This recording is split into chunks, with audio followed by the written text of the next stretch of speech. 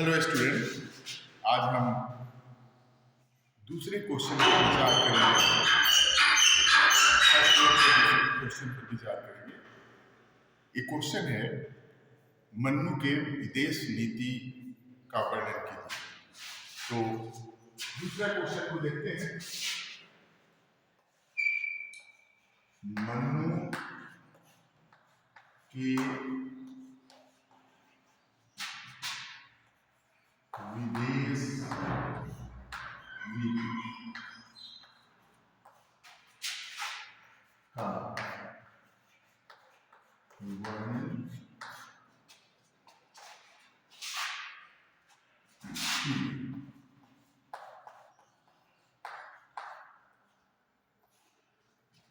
अब देखिए, विदेश नीति होती क्या है।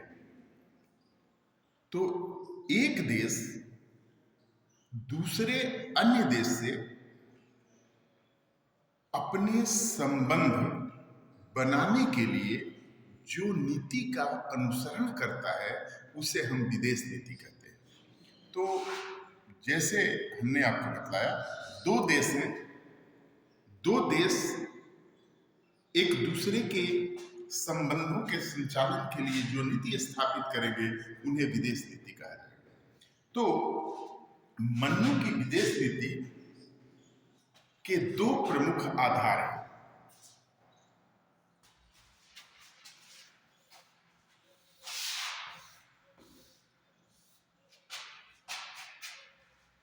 पहला है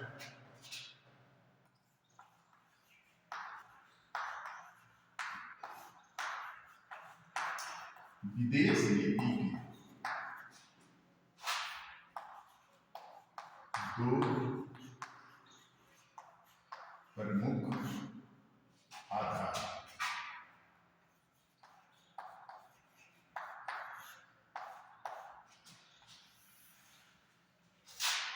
पहला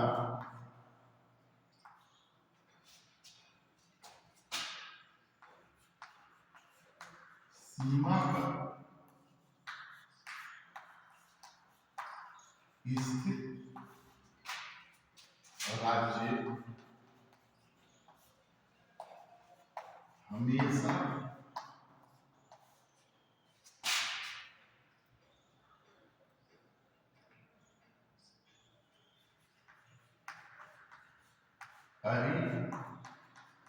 राज्य होता है। पहला इसका आधार है कि कोई भी राज्य जो आपकी सीमा पर स्थित है वो हमेशा अरि राज्य होगा, आपका दुश्मन राष्ट्र होगा। अरि मीन्स एनिमी। अरि का अर्थ है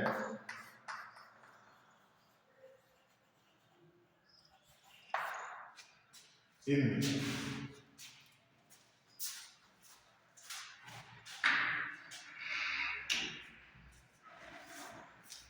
तो ये पहला भाग है। जैसे मान लीजिए कि ए एक राज्य है और बी एक राज्य है, ये दोनों एक दूसरे के सीमा पर स्थित हैं, इसलिए दोनों राज्य प्राकृतिक रूप से एक दूसरे के शत्रु राज्य होंगे। ये पहला है। दूसरा है, चलिए इसको दूसरे को देखते हैं। ये पहला सिद्धांत हो गया। दूसरा आधार है इसका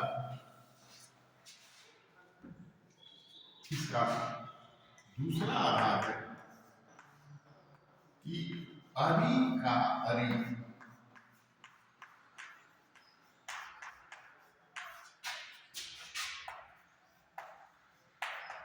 हमेशा शत्रु, अरि का अरि हमेशा मित्र राज्य होगा। अब इसको समझिए थोड़ा। शत्रु का शत्रु हमेशा मित्र राज्य होता है।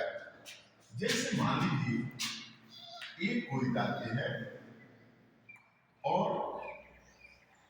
बी कोई दूसरा राज्य है और यहाँ सी कोई दूसरा राज्य है, तो ये दोनों राज्य एक दूसरे के सीमा पर हैं, इसलिए ए और बी ये क्या होंगे? अधिराज्य होंगे। ए होगा अधिराज्य। अब देखिए, बी के सीमा पर स्थित सी राज्य बी का अरि होगा, इसको लिखेंगे अरि ऑफ बी। तो सी और ए में क्या संबंध होगा?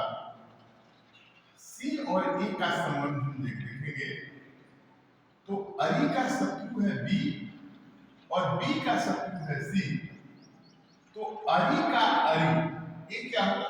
ए का दोस्त होगा। ये दोनों क्या होंगे? फ्रेंड होंगे। ये दोनों होंगे मित्र राज्य, जबकि ए और ए अरि होंगे और ए भी क्या होंगे? अरि। तो विदेश नीति का दो प्रमुख आधार है। एक आधार है कि सीमा पर यदि कोई राज्य स्थित है, आप जैसे भारत के सीमा पर चीन है, तो प्राकृतिक शत्रु होगा ए का भारत का चीन और चीन का भारत। इस संदर्भ में बात कहा गया है कि कोई राज्य सीमा पर स्थित है और वह मित्र है, इसका अर्थ यह हुआ कि वह अपनी किसी मजबूरी के कारण आपसे मित्रता का दंभ भर रहा है। वास्तव में उसकी अंतिम इच्छा आपके राज्य के सीमावर्ती इलाकों को जीतना और अपने राज्य में मिला लेना है। ऐसी स्थिति तब आती है जब कोई एक विशाल राज्य के सीमा पर कोई शत्रु राज्य स्थित होता है, जैसे भारत और नेपाल। मनु के अनुसार नेपाल यदि भारत से दोस्ती करता है, इसका मतलब यह नहीं कि वह प्राकृतिक रूप से भारत का मित्र है, वह प्राकृतिक रूप से शत्रु है। लेकिन भारत एक विशाल राज्य है नेपाल की तुलना में, नेपाल उसका मुकाबला नहीं कर सकता। नेपाल को आर्थिक और राजनीतिक एवं वैज्ञानिक और तकनीकी सहयोग भारत से चाहिए, इसलिए वह भारत से मित्रता का नाटक करता है, वह भारत से कभी युद्ध नहीं कर सकता। तो अब देखते हैं कि इनकी विदेश नीति क्या कहती है और कैसे हम इनके विदेश नीति को समझेंगे। चलिए,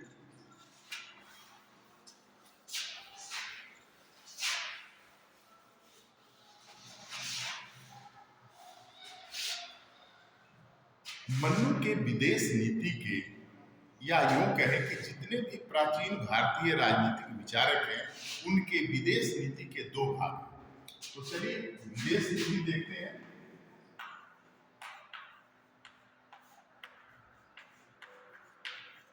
इसके हो गए, एक हो गया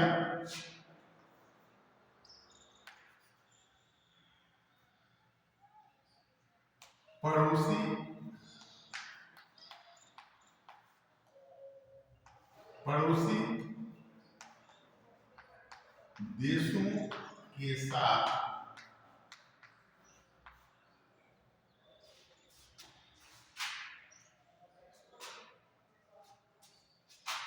देशों के साथ संबंध या नीति। दूसरा,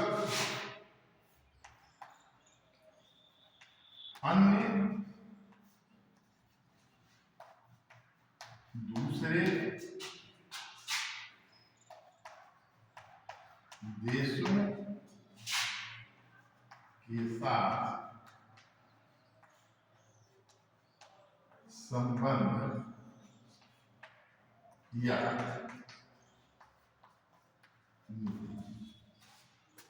चलिए जैसे हमने बतलाया, विदेश नीति को मन्नू ने दो भागों में बांटा है।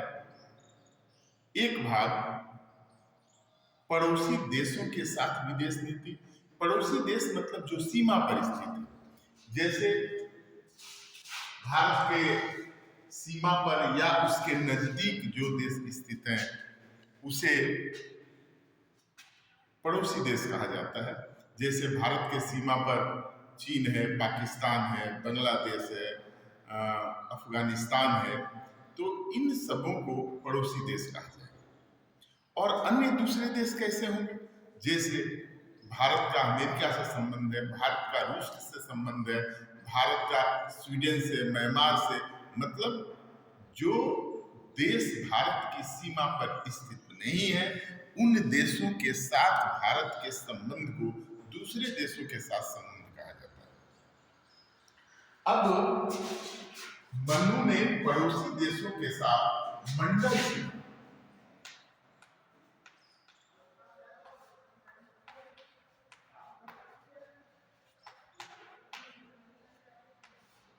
मंडल सिद्धांत ये है पड़ोसी देशों के लिए और अन्य देशों के साथ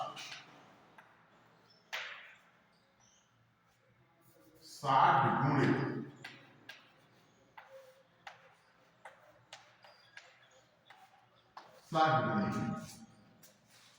तो मंडल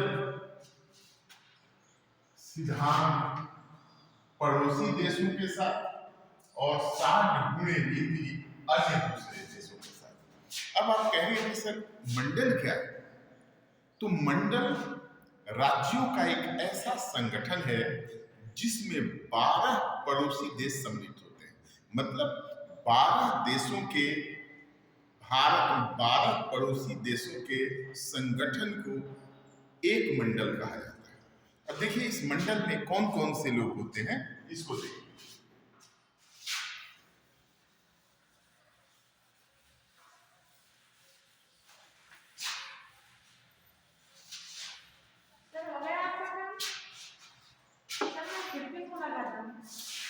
जाओ मैं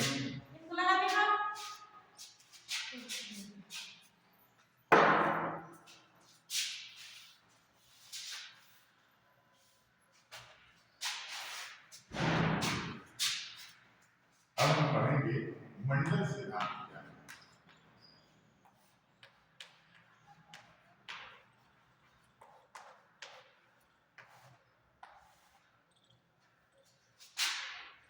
मंडल में एक मंडल में मंडल सिद्धांत में सबसे पहले मंडल क्या है?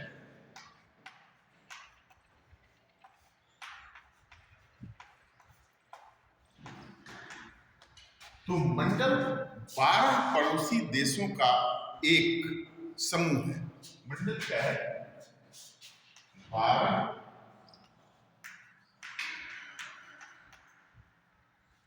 पड़ोसी देशों के समूह। 12 पड़ोसी देशों का एक समूह है जिसके मध्य में विजिगीसु राज्य होता है। अब विजिगीसु का अर्थ क्या होता है? तो विजिगीसु एक ऐसा राज्य है जो मंडल के मध्य स्थित होता है। उसकी इच्छा हमेशा युद्ध में विजय प्राप्त करने की होती है। विजय की इच्छा रखने वाले राष्ट्र को विजिगीसु कहा जाता है। तो देखते हैं ये 12 राज्य कौन कौन से हैं और उनके मनु के मंडल सिद्धांत का स्ट्रक्चर क्या है, संरचना क्या है।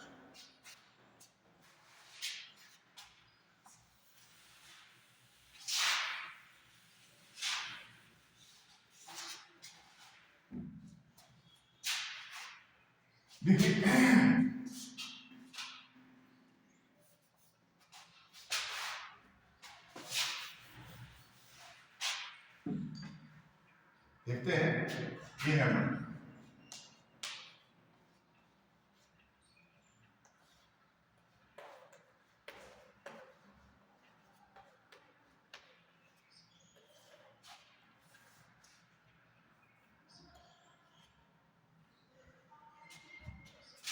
ये जो राज्य है ये क्या है?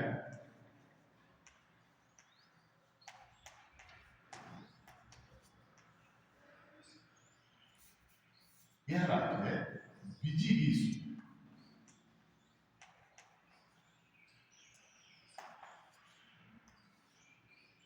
बिजिगिसु राज्य को एक नंबर मान लेते हैं कि ए आगे की ओर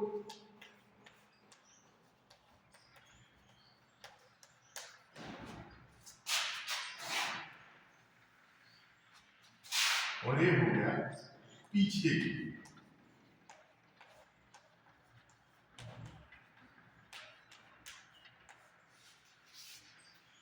बिजिगिसु होता है मंडल के मध्य में वह राज्य जिसकी इच्छा हमेशा विजय प्राप्त करने की होती है।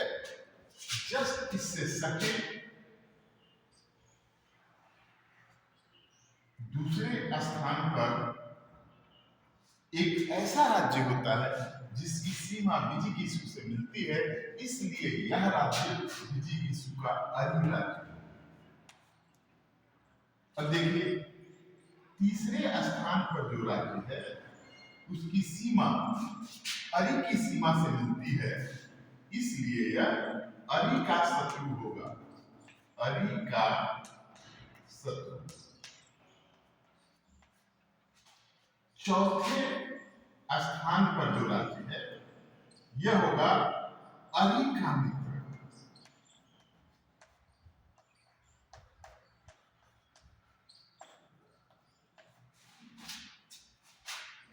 अब पांचवें स्थान पर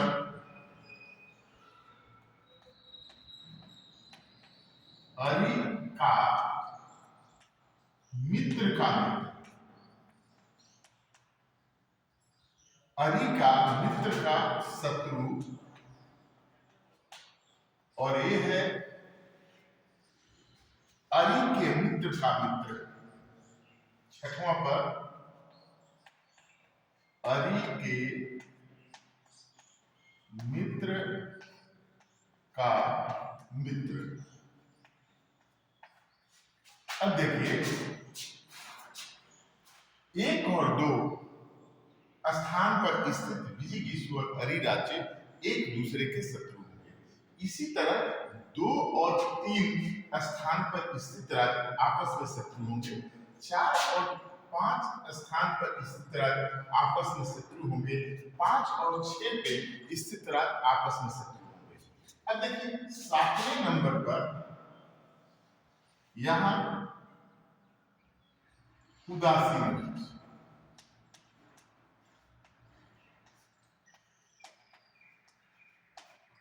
और यहां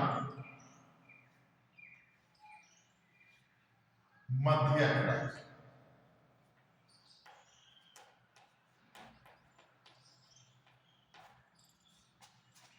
एक बार और देखिए 1 पर बिजिगिसु, 2 पर अरि राज्य, 3 पर अरि का शत्रु राज्य, 4 पर अरि का मित्र राज्य, 5 पर अरि के मित्र का शत्रु राज्य और 6 पर अरि के मित्र का मित्र राज्य।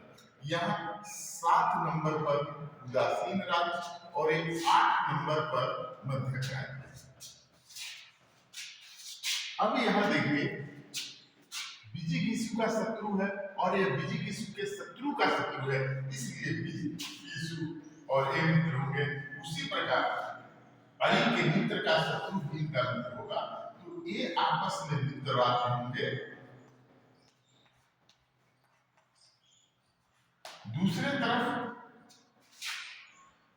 अरि का मित्र और अरि के मित्र का मित्र, ये आपस में मित्र राज्य। एक बार और समझिए 1 नंबर पर बिजिगिसु, 2 पर अरि, 3 पर अरि का शत्रु, 4 पर अरि का मित्र, 5 पर अरि के मित्र का शत्रु, 6 पे अरि के मित्र का मित्र, 7 पर उदासीन राज्य और 8 पर मध्य राज्य। अब इन राज्यों का तो संबंध आप जानते हैं। अब हम बताएंगे उदासीन राज्य कौन से राज्य होते हैं। उदासीन राज्य जो मंडल में काफी दूर स्थित होते हैं उनमें इतनी क्षमता और सामर्थ्य होती है कि वह किसी भी राज्य को हरा सकते हैं। इसलिए विजिगीषु को हमेशा मध्यक राज्य से सचेत रहना चाहिए। दूसरी बात इसमें कही गई है कि यह विजिगीषु की सीमा पर स्थित है, इसलिए विजिगीषु का शत्रु राज्य हो सकता है। दूसरी तरफ यह अरि के सीमा पर स्थित है, विजिगीषु के अरि का अरि है, इसलिए विजिगीषु का मित्र भी हो सकता है। तो एक मध्यक राज्य ऐसा राज्य है जो विजिगीषु का मित्र भी हो सकता है और शत्रु भी। इसी प्रकार वह अरि का मित्र भी हो सकता है और शत्रु भी। इसलिए विजिगीषु को सबसे ज्यादा सचेत मध्यक राज्य होना चाहिए। इसको उदासीन राज्य इसलिए कहा गया है, पॉइंट 7 पर जो स्थित राज्य है उसे उदासीन राज्य कहा गया है। यह उदासीन राज्य क्यों कहा गया है? उदासीन राज्य इसलिए कहा गया है कि वह अंतरराष्ट्रीय राजनीति से बिल्कुल अलग रहता है।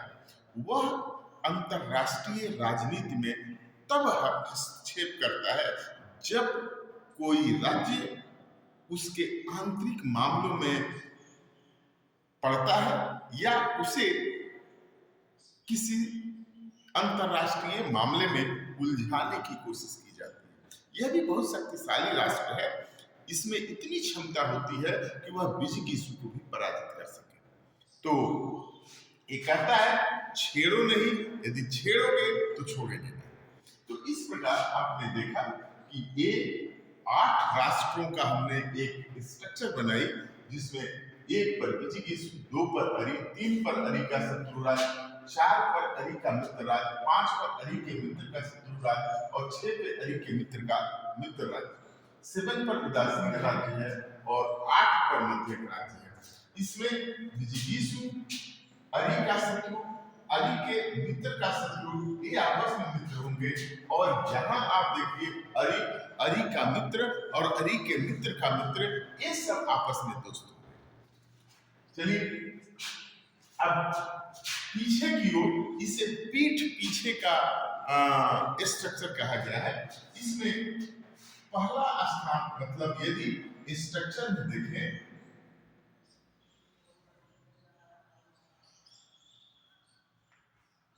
तो 9th स्थान पर पार्षणी ग्राह,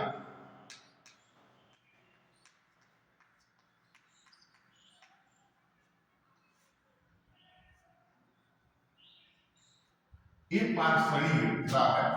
यह विजिगीषु का पीठ पीछे का शत्रु है। शत्रु इसलिए है कि इसकी सीमा विजिगीषु की सीमा से लगती है, इसलिए पार्षणी ग्राह और विजिगीषु आपस में प्राकृतिक रूप से एक दूसरे के दुश्मन राष्ट्र हैं। चलिए अब पार्षणी ग्राह के बाद 10 नंबर पर आते हैं आक्रांत।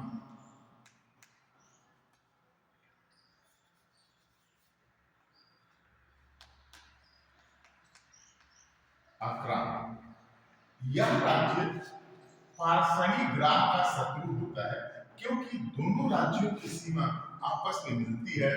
अब विजिगीषु के शत्रु का शत्रु होता है, इसलिए ये दोनों मित्र होते हैं।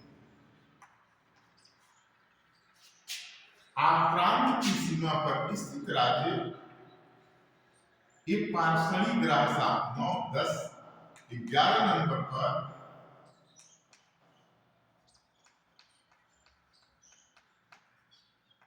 पार्षणी ग्राह 7 ये राज्य है। ये पार्षणी ग्राह का मित्र होता है। ए और ए आपस में मित्र होते हैं।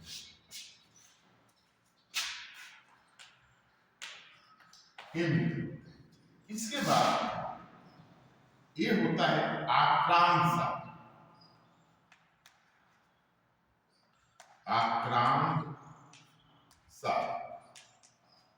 यह आक्रांत का मित्र होता है, इसलिए विजिगीषु का मित्र होता है। तो यहाँ पीठ पीछे 3 मित्र और 2 शत्रु, ये पार्षणी ग्राह 7 और पार्षणी ग्राह ये आपस में मित्र होते हैं, लेकिन विजिगीषु के शत्रु होते हैं। तो ये जो स्ट्रक्चर बना है, इसमें मंडल सिद्धांत का पूरा ब्यौरा है। बच्चे सबसे पहले मंडल सिद्धांत को बनाएंगे और उसके बाद बताएंगे कि ये विजिगीषु होता है जो मिडिल में स्थित है। इसका विजिगीषु नाम इसलिए है कि यह हर युद्ध में विजय प्राप्त करना चाहता है। विजय की इच्छा रखने वाला मंडल के बीच में स्थित राज्य को विजिगीषु राज्य कहते हैं। अब इसके आगे की ओर 2 नंबर पर स्थित राज्य अधिराज्य होगा। यह विजिगीषु का शत्रु राज्य होगा क्योंकि इसकी सीमा अधिराज्य की सीमा से मिलती है। उसी प्रकार 3 नंबर पर स्थित राज्य अरि का अरि होगा, मतलब इस राज्य का शत्रु होगा और अरि का अरि है इसलिए विजिगीषु का मित्र होगा। चौथा, यह अरि के शत्रु का शत्रु है इसलिए यह अरि का मित्र होगा। अरि के शत्रु का शत्रु मतलब अरि का मित्र राज्य। अब देखिए, अरि के मित्र का शत्रु, अरि का जो मित्र है उसका ये शत्रु है, अर्थात यह विजिगीषु का मित्र राज्य होगा। और अरि के मित्र का मित्र है, अरि का शत्रु का जो मित्र है वह उसका मित्र है, इसलिए यह राज्य अरि का मित्र राज्य होगा। तो आप देखेंगे 2, 4 और 6 एक साथ मिल गए और उन्होंने 3 राज्यों का आगे की ओर एक संगठन इनका बन गया जो आपस में मित्र राज्य। दूसरी तरफ विजिगीषु अरि का शत्रु राज्य 1, 3 और 5। विजिगीषु अरि का शत्रु और अरि के मित्र का शत्रु, ये राज्य क्या है? अरि के मित्र का शत्रु, ये राज्य आपस में मित्र राज्य, मतलब 1, 3 और 5 स्थान पर जो राज्य हैं वो आपस में एक दूसरे के मित्र होंगे और इनका एक गठबंधन होगा। तो आगे की ओर 3 मित्र राज्य और 3 शत्रु राज्य। जब पीछे की ओर हम चलेंगे तो विजिगीषु के सीमा पर स्थित राज्य है, यह इसका नाम है पार्षणिग्राह। इसको कहते हैं पार्षणिग्राह। यह राज्य पीठ पीछे शत्रु राज्य है किसका? विजिगीषु का।